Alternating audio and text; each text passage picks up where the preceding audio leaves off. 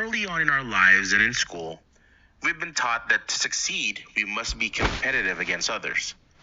On our journey to achieving our goals in life, we often come across individuals who seem to only care about themselves, whether it may be family, friends, coworkers, bosses, or even employees. There are those who completely brush off the needs of those around them. They seem to only care about money, status, and being admired by others. They often promote themselves and focus on I rather than we. We all know that to really succeed, it takes interacting with others. We all know the power of reciprocity. Gary Vaynerchuk built his wine empire into a $60 million business by helping people. But there are different reciprocity styles that we employ in our careers and in business. Adam found that most of us operate as givers, matchers, or takers. So let's first learn a quick breakdown of Adam's 3 reciprocity styles. Takers, they are those who focus on getting more from them than they give. From their taking mindset, they either are uber careful so they don't get taken advantage of, or cutthroat so they can get as much as possible from others by any means necessary. They say, if I don't look out for myself, no one else will. Matchers are those who believe in quid pro quo.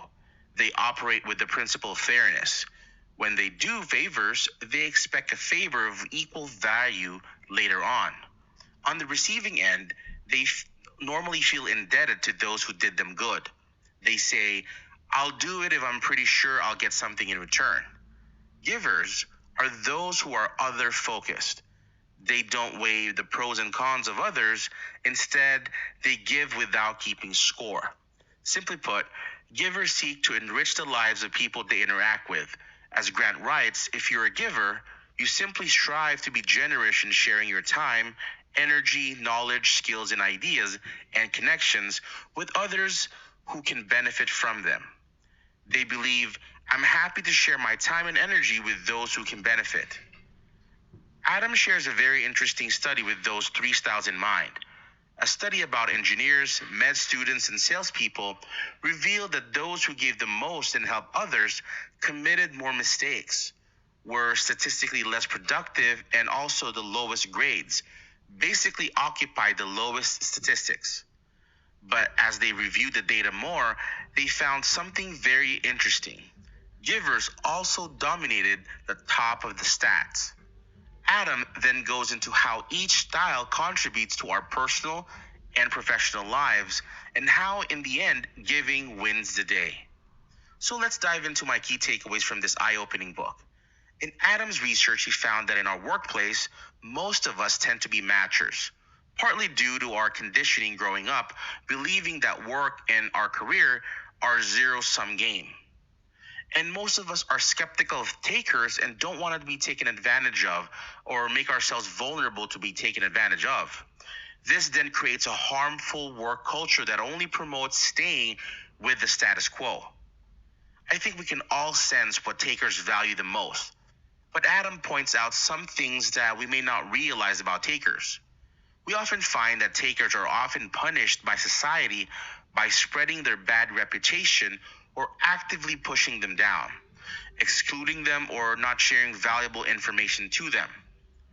We need to understand that takers' demeanor and agreeableness isn't always a reliable factor to determining their giving nature. We often find there are givers who are disagreeable or takers who are agreeable. We've become very skeptical because often takers try to disguise themselves as givers. But we can see past that and see how poor their attitudes are towards their peers and subordinates and feel their ego rise above everything they do. Takers then like taking credit because they only see their pain and contributions and not of others. If we find ourselves in this group, we need to be aware of this and take into consideration what our colleagues are going through and try to find some similar situations in the past that can allow us to relate to them and consider things from their perspective. Now that we have some ideas of matchers and takers, but what about givers? Those of us who are givers tend to focus on the success of the group rather than ourselves. Leaders with this style inspire trust in themselves and create a culture where ideas are shared without fear of being taken advantage of. Adam shares a story about President Abraham Lincoln, one of my personal favorites. President Lincoln was a giver, known to be among the least self-centered U.S. presidents. When he first ran for Senate, he gave up his second place position to support the third place candidate to defeat the first place candidate. He believed this was better for the state. When he won presidency, Lincoln gave cabinet seats to his Republican opponents, where a matcher might reciprocate allies, supporting them by appointing them, and a taker would have appointed yes men to build their power. Lincoln believed he had no right to deprive the country of the services of the best men. We find that giving is contagious. Giving creates an environment where people are comfortable and also know that takers will not exploit them. Since most of us are matchers, this will create the positive giving culture that we need in our organizations and businesses to have. Adam encouraged us to promote a giving culture by publicly rewarding giving behaviors and creating a reciprocity ring by setting low bars for giving and making giving a value that is public and expected. This will shield us from takers who will have to cooperate or appear unhelpful, and finally weeding them out of our organizations. As we can see, giving is great value and a culture to create. But Adam warns us of potential pitfalls and some of his recommendations to overcome them. A pitfall that we need to be aware of is that givers tend to shy away from advocating for themselves out of fear of offending others. We feel most effective when we advocate for others since it completely aligns with our giving nature. Adam found that givers are prone to burnouts if they practice only selfless giving. So in order to overcome this, we need to make the impact of our giving very clear and maybe consider giving in chunks by helping others in specific slots of time so that we can still get our work done. Some other strategies that Adam recommends to be successful givers is to be otherish.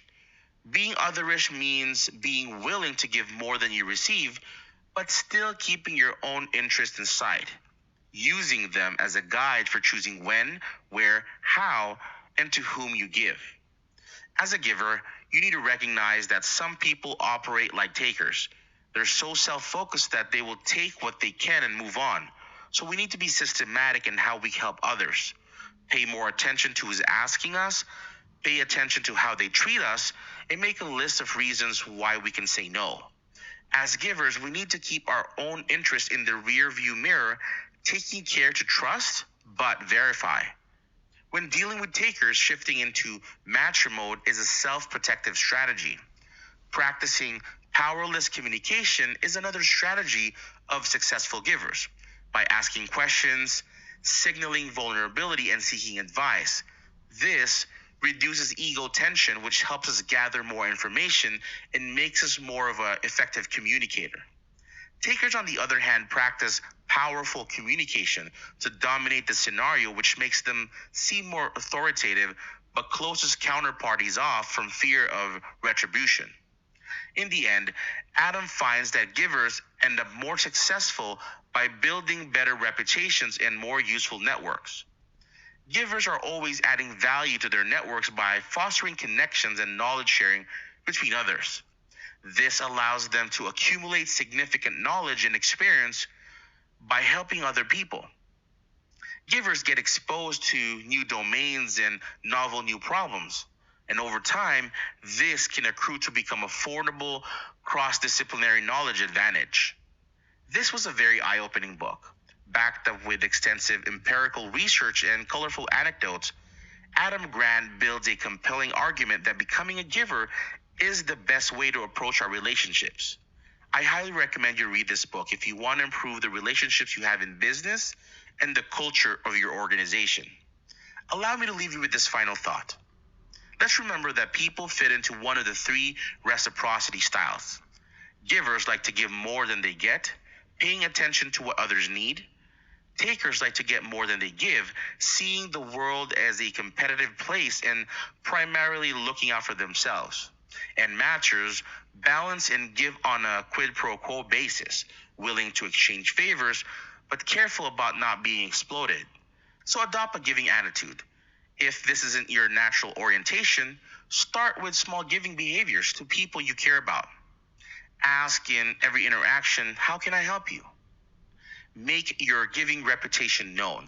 This will increase reception by people approaching you, no matter which of the three styles they belong to.